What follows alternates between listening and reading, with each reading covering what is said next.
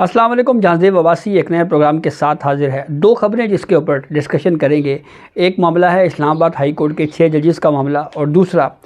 وزیر اعلیٰ خیبر پختونخوا کی ملاقات ہوئی ہے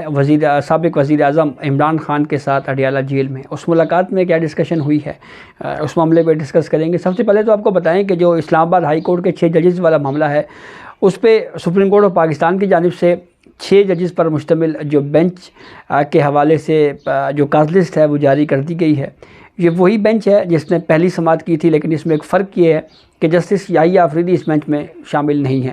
جسٹس یحییٰ آفریدی نے ایک اختلافی نوٹ میں یہ کہا تھا کہ سپریم کورٹ کو از خود نوٹس لینے کے معاملے میں انتہائی احتیاط برتنی چاہیے۔ ان کے اختلافی نوٹ کے سبب وہ اس بینچ کا حصہ اب نہیں ہیں۔ اب یہ سوال بہت اہم ہے کہ اس کورٹ کا جو 6 رکنی بینچ ہے، جو 30 اپریل کو 11:30 بجے منگل کے روز اس کیس پر دوبارہ سماعت کرنے جا رہا ہے، تو اس میں کیس کی پروسیڈنگ کو آگے بڑھانے کا مزید طریقہ کار کیسے وضع کیا جائے گا۔ 9 درخواستیں سپریم کورٹ کی جانب سے اس کیس میں مزید بھی اس معاملے پہ سماعت کے لیے مقرر کی گئی ہیں، اور یہ 9 درخواستیں وہ ہیں جنہوں نے اس کیس میں یا فریق بننے کے لیے یا فل کورٹ تشکیل دینے کا سپریم کورٹ میں استدعا کی گئی تھی۔ مثال کے طور پہ اسلام آباد بار ایسوسی ایشن، بلوچستان بار کونسل، اس کے علاوہ جو لاہور ہائی کورٹ بار ہے، تو ان بار ایسوسی ایشن یا وکلاء تنظیموں کی جانب سے جو سپریم کورٹ میں درخواستیں دائر کی گئی تھی، اس میں یہ موقف اختیار کیا گیا تھا کہ سپریم کورٹ فل کورٹ تشکیل دے۔ پہلی سماعت پہ چیف جسٹس آف پاکستان قاضی فائز عیسیٰ نے بھی یہ عندیہ تو دیا تھا، یہ آبزرویشن تو دی تھی کہ ہو سکتا ہے ہم اس معاملے کے اوپر جو ہے وہ فل کورٹ تشکیل دیں، لیکن آرڈر میں جو ہے یہ طے نہیں ہوا تھا کہ فل کورٹ تشکیل دیا جائے گا۔ اب کورٹ پروسیڈنگ میں یہ چیز واضح ہوگی کہ کیا کمیٹی میں کوئی ڈسکشن اس طرح کی ہوئی ہے، اور اس ڈسکشن کے بعد کیا یہ طے ہوا ہے کہ اوپن کورٹ میں ڈیسائیڈ ہوگا کہ فل کورٹ بنایا جانا چاہیے، یا کمیٹی اس کو ڈیسائیڈ کرے گی۔ تو یہ کافی اہم معاملہ ہے، اور اس جو 9 درخواستیں سماعت کے لیے مقرر کی گئی ہیں، اس میں ایک درخواست ایڈوکیٹ میاں داؤد کی بھی ہے، اور اس درخواست میں میاں داؤد نے جو کچھ گراؤنڈز جس کے اوپر اس پٹیشن میں ذکر کیا، جو سپریم کورٹ نے سماعت کے لیے مقرر کی ہے، اس میں ایک تو درخواست گزار ایڈوکیٹ میاں داؤد نے یہ موقف اختیار کیا ہے اس درخواست میں کہ اسلام آباد ہائی کورٹ کے ججز کا سپریم کورٹ کے ججز کو خط ایک طے شدہ منصوبہ لگتا ہے۔ ایسا لگتا ہے کہ تحریک انصاف کے اشارے کے اوپر اسلام آباد ہائی کورٹ کے ججز نے یہ خط لکھا ہے، تو وہ اشارہ دے رہے ہیں کہ شاید اس کے پیچھے کوئی پولیٹیکل موٹیویشن ہے،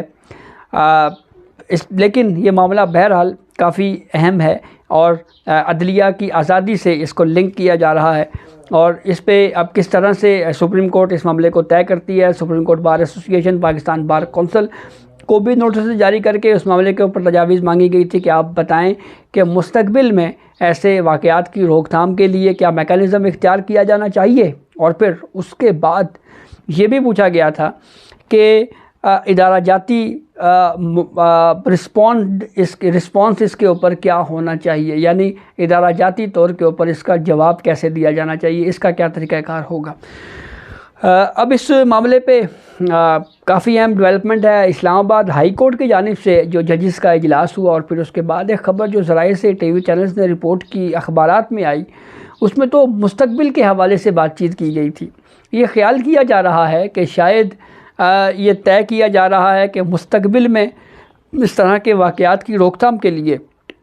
جو ججز کوڈ آف کنڈکٹ ہے اور ججز کا جو اوتھ ہے، اس میں امینڈمنٹ کی تجویز دی جائے۔ وفاقی حکومت اس معاملے میں تجاویز نہیں دے رہی، اور پھر اس کے علاوہ اسی معاملے سے جڑی ہوئی ایک ڈیولپمنٹ یہ بھی ہے کہ اب اوپن کورٹ میں اس ایشو کو بھی ڈسکس کیا جائے گا کہ فل کورٹ تشکیل دیا جائے، اس کے اوپر آرگومنٹس کورٹ جو ہے وہ سنے گی۔ دوسرا معاملہ ہے علی امین گنڈا پور، وزیر اعلیٰ خیبر پختونخوا، ان کی اڈیالہ جیل میں عمران خان کے ساتھ ملاقات ہوئی، اور اس ملاقات میں جو صوبائی کابینہ ہیں اس کے معاملات، جو اختلافات پر مشتمل اور جو جس طرح کی کنٹروورسیز سامنے آ رہی ہیں، ایک رپورٹ ان کو دی گئی۔ یہ جیو نیوز نے رپورٹ کیا ہے، اور اس میں یہ کہا گیا ہے کہ طویل ڈسکشن ہوئی، اور اس ڈسکشن میں جو مشال خان یوسف زئی ہیں ان کا معاملہ بھی زیر بحث آیا، اور پھر ذرائع سے جیو نے رپورٹ کیا ہے کہ مشال خان کے مستقبل کا فیصلہ کرنے کا اختیار وزیر اعلیٰ خیبر پختونخوا علی امیر گھنڈا پور کو سونپ دیا گیا ہے۔ مشال یوسف زئی جو ہیں وہ آج کل خبروں میں بڑی ان ہیں، بشرا صاحبہ کی ترجمان ہیں، اور اب اگر وزیر اعلیٰ خیبر پختونخوا یہ طے کرتے ہیں کہ ان کو ہٹایا جائے تو کیا وہ ہٹا پائیں گے؟ یہ سوال بہت اہم ہے۔ اور پھر سب سے اہم بات کہ کچھ جس طرح کے ایلیگیشنز بھی ان کی جانب سے لگائے گئے، اور کافی زیادہ پی ٹی آئی کے اندر سے بھی ان کے